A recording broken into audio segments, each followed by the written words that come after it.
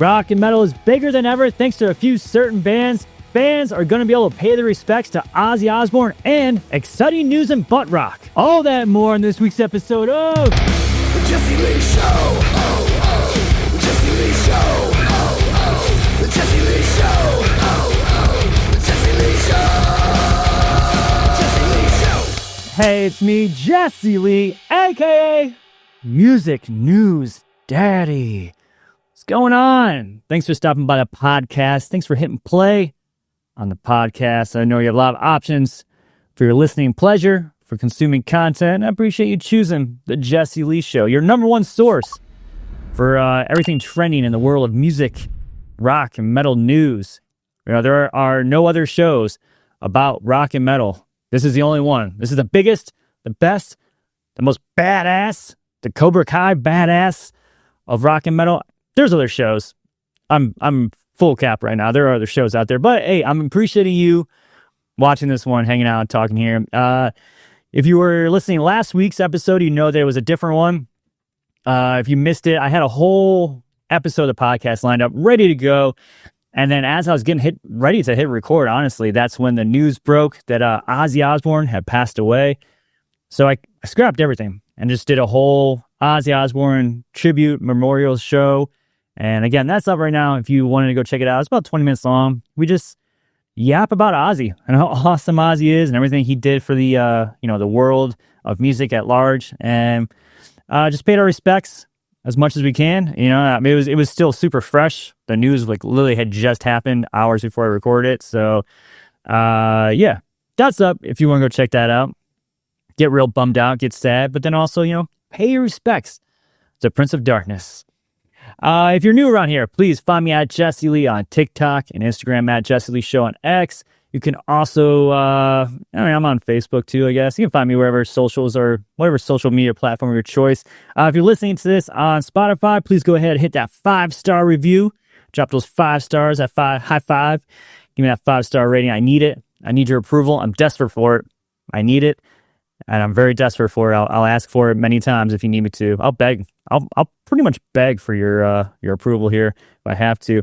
On Spotify and YouTube, please be sure to bang your head on that follow button and that subscribe button. Helps out the show a lot. More than you can possibly imagine. Are Falling in Reverse and Sleep Token the bands that are saving rock and metal? I can hear the haters cracking their knuckles right now as they're getting ready to type up a multi-comment scathing response. A new report from Live Nation says that heavy rock and metal are bigger than they've ever been. According to this report, they say bands like Bring Me the Horizon, Bad Omens, Pierce the Veil, Sleep Token, Ghost, Turnstile, and Falling in Reverse are blowing up with streams, ticket sales, and fans are snatching up arena tickets. They also say that 13% of arena stadium shows are metal and that, quote, heavy rock shows are up 14%. I don't know what that exactly means. I guess there's 14% more of heavy rock shows happening, but Live Nation also points out that legends like Korn, System of a Down, Limp Bizkit, Iron Maiden, Linkin Park, Avenged Sevenfold, Evanescence, Metallica, and more are still thriving. So this is a pretty good look for rock and metal here. Live Nation is obviously, one of the biggest event companies in the world. They're the ones that are responsible for almost all the big shows that happen all over the world. So, for them to be, touting rock and metal in general is pretty cool. But to, put on a showcase like this and say that it's bigger than it's ever been, which I know a lot of people are going to argue like, oh, the 80s were bigger, the 90s were bigger for rock and metal. But I think if we're adjusting for scale, I think it's definitely making the most money it's probably ever made as far as live music goes. And they attribute music festivals like Incarceration, Aftershock, Welcome to Rockville, all the Danny Wimmer Presents festivals, honestly, those ones knock out of the park every time. Like every time one of those festivals drops their lineup, it's always just 3 to 4 days of the biggest bands in rock and metal. Like just a who's who of who is like making the moving the needle essentially. And then also They sometimes they'll throw on some classic acts, some legends, some legacy bands, mix those in there. But then they always got stages for the up and coming bands, so they're bringing up the new talent too. So, I mean, those festivals are definitely not hurting this resurgence of rock and metal, as Live Nation's calling it. They're also basically saying that none of this would be possible without Ozzy Osbourne. They pay their respects to Ozzy Osbourne and Black Sabbath, saying that they changed heavy music forever. So that's cool. Nice little shout out to Ozzy and that, which was probably heavy on their minds as they were writing this. But I posted this on my TikTok and Instagram, and the comments didn't surprise me. A lot of people whining about Falling in Reverse isn't rock, Sleep Token isn't metal, Ghost is pop Scooby-Doo chase music. Just like the same thing that a lot of the gatekeepers will throw out there in the comment section.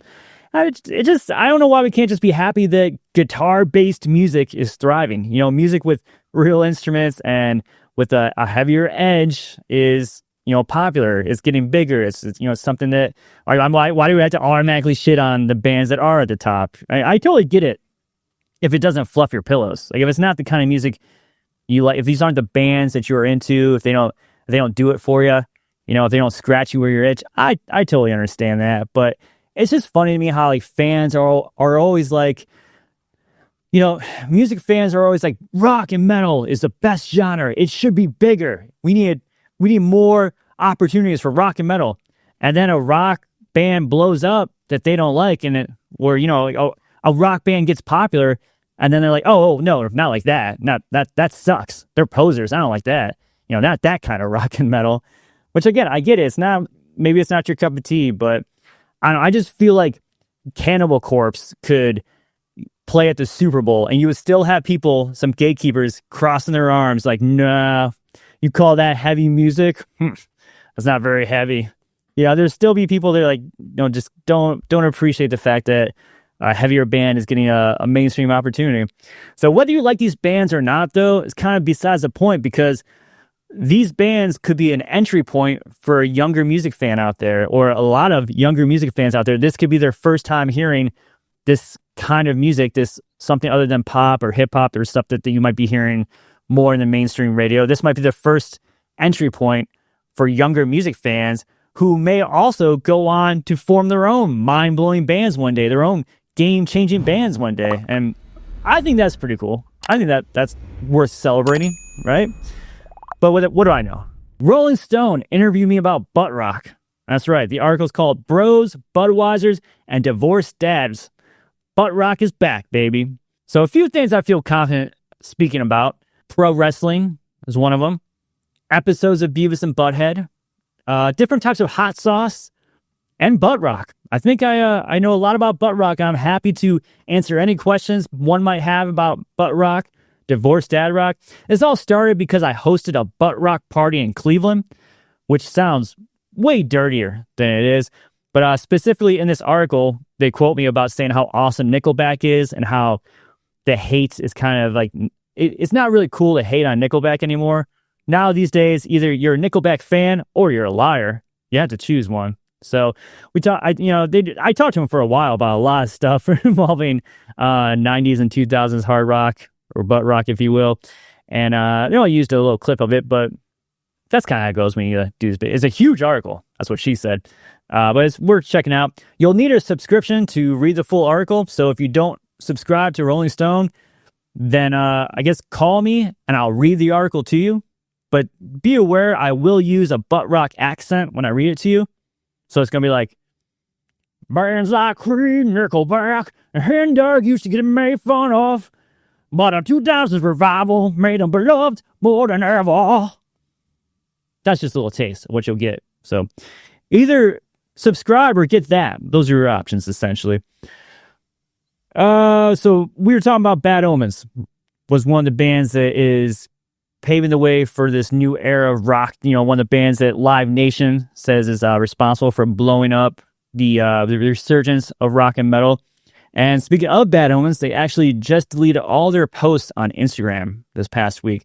And then they shared a mysterious video. It's just one little reel, and it says "Goodbye, friend," and it's got some music behind it, some talking. It's kind of hard to make out. Not sure exactly what it is. This isn't the first time they've teased "Goodbye, friend." Obviously they've posted snippets of a music video of what it looks like to be a music video that says "Goodbye, friend," and then they actually announced the "Goodbye, friend" Australian tour not too long ago. So this isn't the first time we've heard about "Goodbye, friend," but now they've wiped their Instagram completely clean, and all they have is this "Goodbye, friend" video teaser. And it makes me, we have to ask, What is the best and worst music marketing stunt of all time? Right? Is it the Instagram wipe where they just delete everything? Like someone who's been cheated on and they want to erase their ex from their social media profile, they just get rid of it all. Is it the countdown timer? I feel like we probably still all have PTSD from the Linkin Park countdown timer, the one that went down to 0 and then started counting back up, right? Those were tough times, weren't they? Slipknot recently did a countdown timer as well. That's pretty classic. They've been doing those for years now. I mean, even in the early days of websites, bands have been posting mysterious countdown timers. What is it? The Billboard. That's even more old school, right? The Billboard. Ghost did a billboard not too long ago. Turnstile posted or put up a billboard for their teaser for their new album.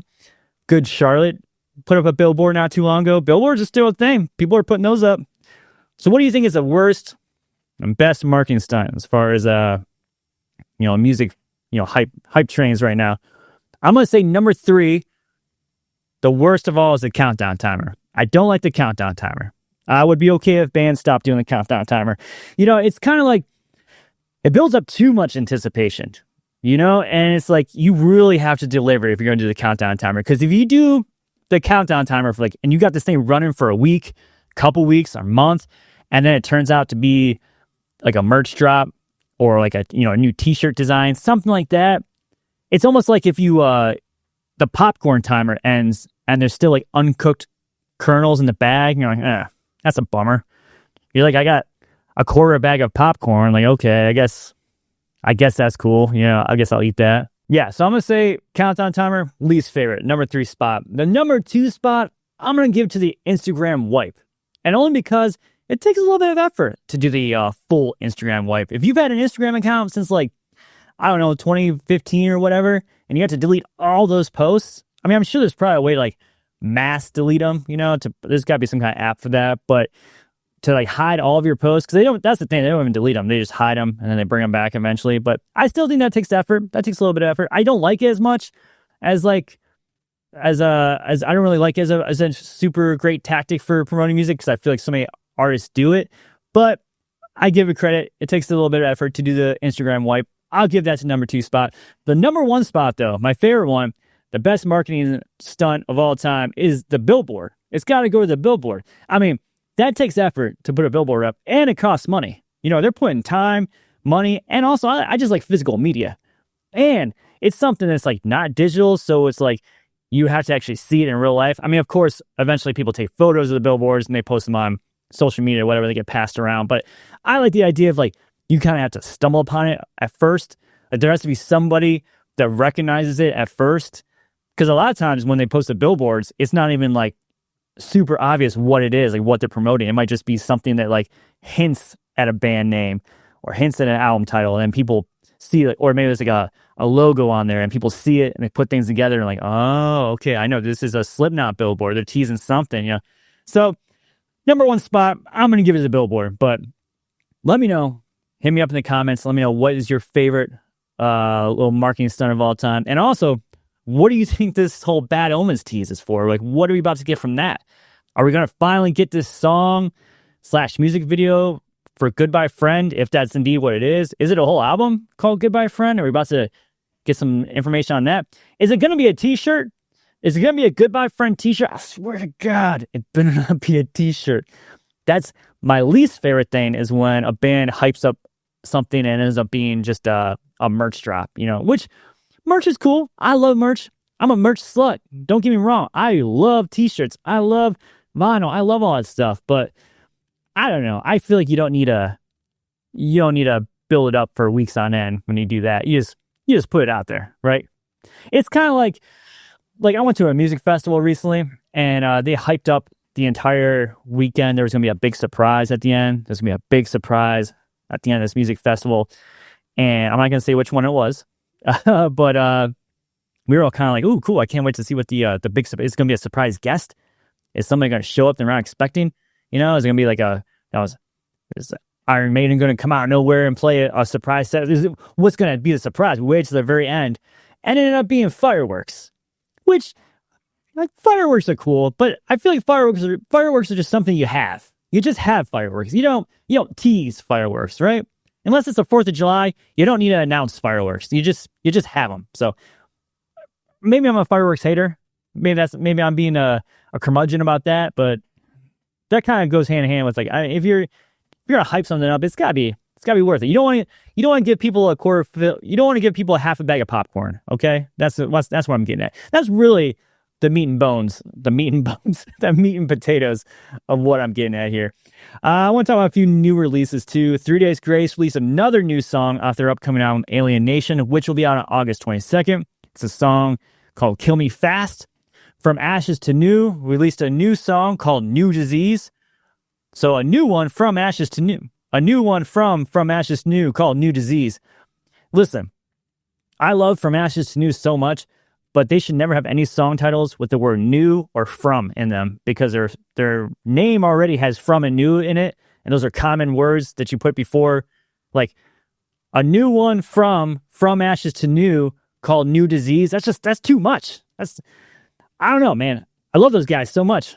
I gotta get on the same page with them. But we premiered that song over on Sirius XM Octane. Sorry, my camera's reversed. Yeah, it's over there. Yeah, we premiered that one over on Sirius XM Octane. You can hear me on there, by the way, every day doing the Octane breakdown. I'm amazing at it. I also have a show there on Saturday nights, 8 p.m. till 2 a.m. Eastern. So go check that out. Daughtry announced Shock to the System Part 2. He released Shock to the System Part 1 not too long ago. And now, the EP is so nice, they did it twice with whole different songs, obviously. But Shock to the System Part 2, he announced that and released the song The Bottom. We also got new stuff from Alice Cooper, The Paradox, which is a great new pop punk band, and they teamed up with Travis Barker on a track, and Motion City Soundtrack, which I feel like their comeback, if you want to call it that, is not getting enough love. I mean, Motion City Soundtrack is one of my favorite bands of all time, and they have been putting out some bangers recently, and just no one's talking about it enough. Maybe that's my fault. Maybe I'm not talking about it enough. Maybe I'm not championing it enough. So if that's on me, then I'm sorry. I apologize. I'm going to do better. Okay, I'm going to try to get this. I'm going to try to promote the new Motion City Soundtrack songs as much as I can because I fucking love that band so much, and I'm so happy they're still making music. I know they took a little break, and they're back at it. They've been back at it for a little while now, but still, I'm excited that we have a new album come from that band. If you want to hear all of this week's new music, I do have a Spotify playlist called New Music Friday. It's Jesea Lee's New Music Friday. That is available on Spotify. Go check it out. I update that every week. Every Friday, I put all the week's new songs on there, so you go check that out.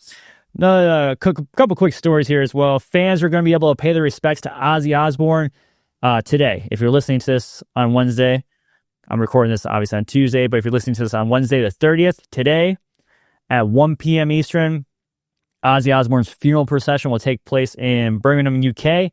The hearse carrying his body and vehicles will make their way down Broad Street to the Black Sabbath Bridge and Bench. Actually, it might not be 1 p.m. Eastern. I'll have to double check that. It's probably 1 p.m.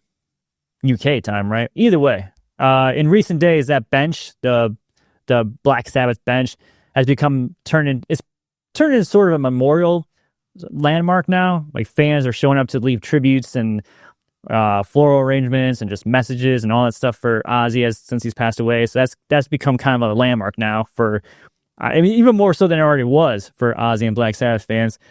According to The Guardian, the local brass band Boston Brass will soundtrack the procession. And there might be, according to The Guardian, Black Sabbath and Youngblood might be a part of this as well. I don't know if they're going to perform or say something or just be there, just ride it. And they'll ride on top of the hearse. That'd be crazy, right? Like, not to, be too crass here, but is there anything more metal than Ozzy Osbourne and his funeral? Of course, we're all very deeply saddened by the loss of Ozzy Osbourne.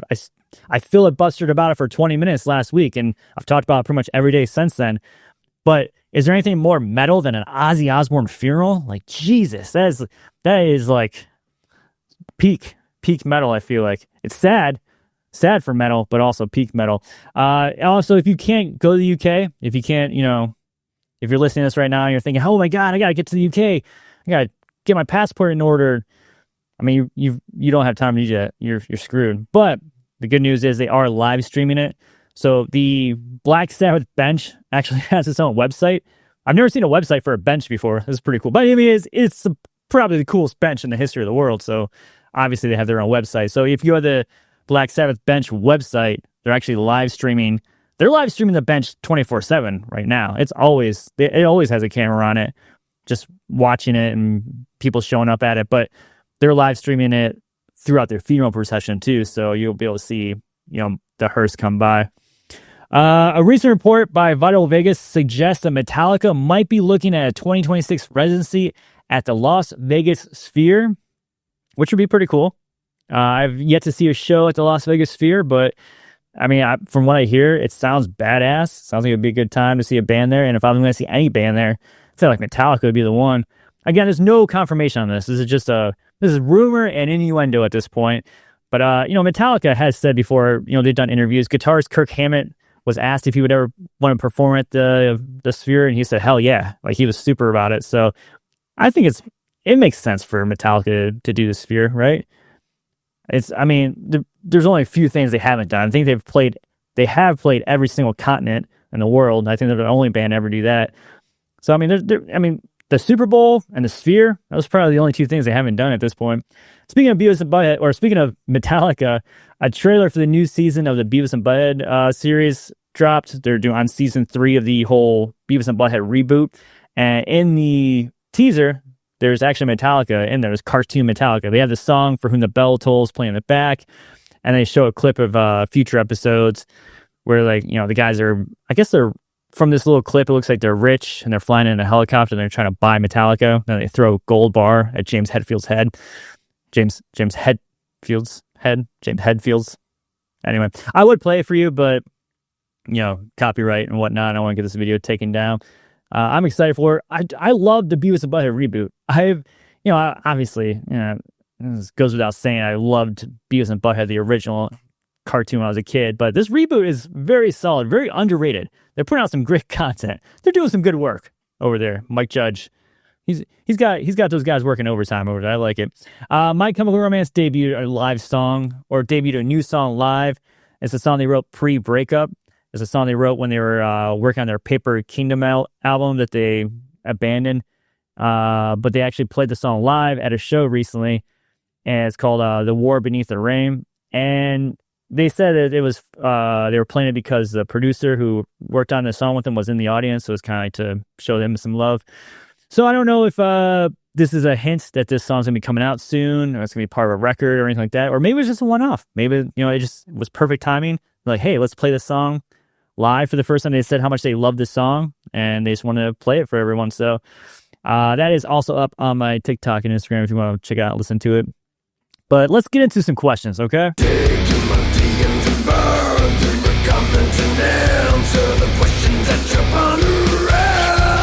If you have any questions for next week's episode of the podcast, please drop them in the comment section on TikTok, in the comment section on YouTube or on Spotify. That's how you know you're a real fan. You're a real member of the Jesea Legion. If you leave a question for next week, you're a real full-fledged member of the Jesea Legion in that way. And also, in full transparency, I usually ask for questions every week. This week, I did not, because I asked for questions last week and then didn't answer any of them because of the Ozzy Osbourne tribute episode. That took precedent over everything. So I did not answer any of the questions from last week.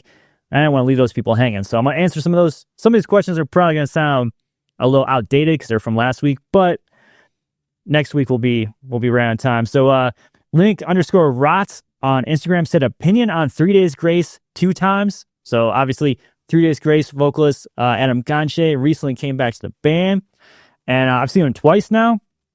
So Adam Ganche is in the band, but also Matt Walsh, their current frontman, he's in the band as well. So they're tag teaming it, and I love it, dude. I love it so much. I loved 3 Days Grace when, of course, when Adam Ganche was in the band, the OG lineup.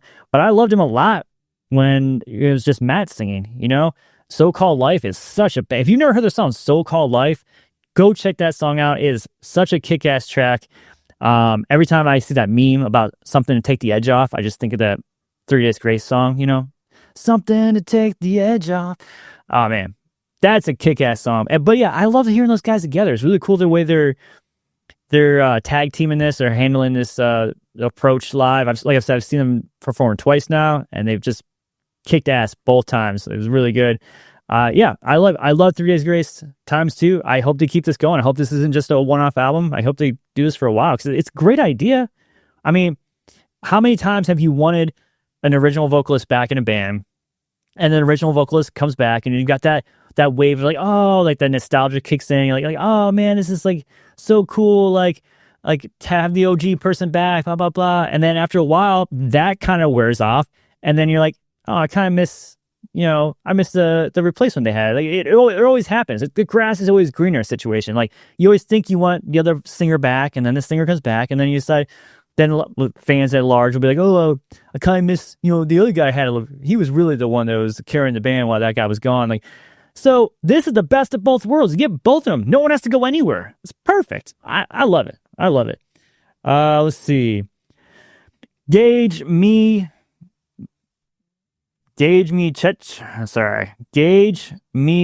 Chichtenberg on Instagram said, you going to Long Beach this weekend talking about Warped Tour? No, I did not go. I did not go to Long Beach Warped Tour, unfortunately.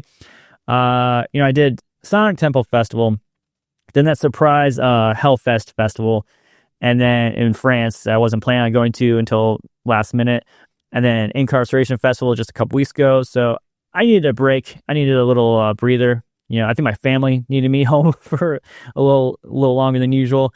So yeah, I did not go to Long Beach Warped Tour, but hopefully I'm going to get to that next one. There's one more Warped Tour in November. I'm always looking for a reason to go somewhere warm in November. So I think, I'm going to try to hit that one. I'm going to try to hit that one up. Let's see. CroneDog442 on Instagram said, what is one show you regret not going to? That is very easy to answer, and that is the Back to the Beginning Black Sabbath farewell show. Now, it's not like I had tickets to it. I just didn't go or anything like that. Like I was not able to secure tickets easily to it, but I also didn't try super, super hard because I didn't think, first of all, Black Sabbath is one of obviously the most important bands in rock and metal, but specifically Ozzy Osbourne was a bucket list artist for me to see live for however many years I can remember. Like I've always wanted to see Ozzy live, and I tried to go see him one of his last tours, but it got canceled, so that was a huge bummer. When this Back to the Beginning thing was announced, I tried to get tickets initially. I struck out, and I thought about trying to pursue it more, but yet the idea of going to the UK, I thought that's crazy. I can't just fly to the UK and go to this show. And I even that obstacle to me felt like too much, even though literally a month before, or a month later, it turns out I agreed to go to, France for Hellfest. I just wish I would have pushed harder. I wish I would have went for it. For whatever reason in my head, I'm like, I can't go to the UK by myself to go see this show. Cause I knew my wife wasn't gonna be able to come because her passport wasn't updated. She needed a new passport. So, she would have stayed home with the kids. I would have went by myself, and I don't know. I wish I would have tried harder. Is all I'm saying. I felt that when it happened, when the concert happened, I wish I would have pursued it a little. Still, who knows? I probably still would have struck out. I probably wouldn't have gotten tickets. I heard Jason Momoa had a hard time getting tickets, and then until he ended up being the host of the thing. But that's a true story. He was trying to get tickets. He was asking around trying to get tickets to Back to the Beginning. Jason Momoa was, and then it turns out Sharon Osbourne was like, why don't you just host it? We want you to host it. So yeah, I wish I would have tried a little bit harder to get the tickets still. And even at the time, I was regretting it. And then a couple weeks later, when he passed away, I really, really regretted it. I mean, I felt like that was going to be his last show either way. Even with him not passing away, I didn't think I was going to get to see Ozzy again. But, that really, I hate to, say put the nail in the coffin. Let's use a different word here. Let's use a different euphemism. That really sealed the deal, I guess, that I'm never going to see Ozzy again. So that really sucks, man. Again, one of my all-time favorites, someone I've, idolized since I was a kid, and someone I would have loved to have seen live, and it was a bucket list artist. He was a bucket list artist, and I will not get that chance. And so that is the one show I think I can safely say I will always regret not going to. Something that you don't have to regret is not subscribing to this podcast. You have a chance right now. Don't live with regrets, right? If you're listening to this on Spotify and Apple Music, YouTube, wherever, make sure to bang your head on those follow buttons and that subscribe button, okay? You can also find me at Jesse Lee on TikTok and Instagram, at Jesse Lee Show X on X and all the other socials. I will be back here again next Wednesday doing this thing again. Weekly episode of the podcast will be up as usual on Wednesdays. And I have an episode of special bonus of the episode coming up, or special bonus podcast coming up this week as well. I did a bunch of interviews when I was at Incarceration Festival. I did interviews with I Prevail, which I'm going to have up this week in the next few days. But also I've got interviews coming with Bill Murray, Slaughter to Prevail. Man, that'd be crazy if I just had a Sleep Token like interview in my back pocket and I was like, yeah, I got that coming out at some point. Yeah, they don't talk to anybody. But Slaughter to Prevail, that was a great interview. I got that coming out. Sleep Theory, that's what I meant to say, Sleep Theory. So those will all be coming out over the next few weeks. But be on the lookout, like I said, with the interview with Eric from I Prevail. That's going to be dropping in just a few days, all right? But above all else, be sure to share this podcast episode with somebody that doesn't suck, all right? Take it easy now, and bye-bye. The Jesse Lee Show, Jesse Lee Show.